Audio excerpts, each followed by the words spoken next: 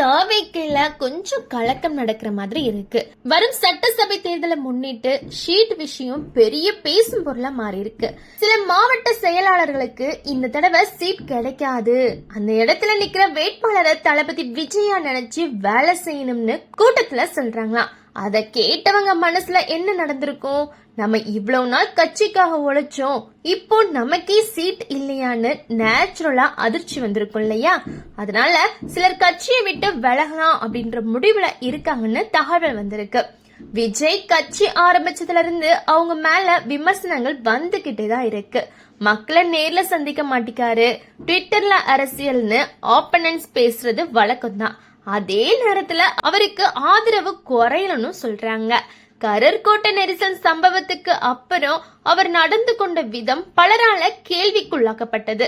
41 பேர் உயிரிழந்த விஷயம் பெரிய சர்ச்சையாயிடுச்சு. அதுக்கப்புறம் அறிக்கை வெளியிட்டு வெளியே வந்தது, குடும்பங்களை சந்திச்சது எல்லாமே மிக்ஸ்டு ரியாக்ஷன் தான். அதோடு ஜனநாயகன் படம் சென்சார் பிரச்சனை, தயாரிப்பாளர் பாதிக்கப்பட்டாராம். தன் துறைக்கு குரல் கொடுக்கலன்னு பொதுமக்களுக்காக எப்படின்னு கிரிட்டிக்ஸ் கேள்விலாம் எழுப்புனாங்க.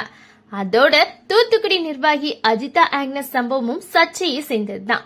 பதவி கிடைக்கலன்னு முறையிட்டது, அதுக்கப்புறம் சூசைட் அட்டம் செஞ்சதாக வந்த செய்தி, இது எல்லாமே கட்சிக்குள்ள அமைதி இல்லைன்னு தான் காட்டுது. முக்கியமா விஜய் மக்கள் இயக்கம் காலத்துல கை காசு போட்டு நலத்திட்டம் செஞ்சவங்க பலர் இருந்தாங்க. அவங்களுக்கு எதிர்பார்ப்பு அதிகம்தான். அந்த எக்ஸ்பெக்டேஷன் மீட் ஆகலன்னா அதிருப்தி வருவது இயல்புதான். இப்போ விருப்ப மனு விநியோகம், தேர்தல் அறிக்கைக்குழு எல்லாமே செட் ஆயிடுச்சு. ஆனா சீட் டிஸ்ட்ரிபியூஷன் தான் ரியல் டெஸ்ட். ஒரு கட்சி ஆரம்பிக்கிறது ஒரு பாஸ் தான், அத எலெக்ஷன் மோட்ல கொண்டு போறது நெக்ஸ்ட் லெவல். அதுல டிக்கெட் அலோகேஷன் தான் பிக்கஸ்ட் சேஞ்சா இருக்கு. இப்ப கேள்வி என்னன்னா, இந்த அதிருப்தி சமாளிக்கப்படுமா, இல்லனா டிஸ்ட்ரிக்ட் லெவல்ல பெரிய மாற்றம் வருமா? எதுவா இருந்தாலும் தேர்தல் வரைக்கும் இன்னும் நிறைய பொலிட்டிக்கல் ட்விஸ்ட் வரப்போறது உறுதி. பொறுத்திருந்துதான் பார்க்கணும். நன்றி, வணக்கம்.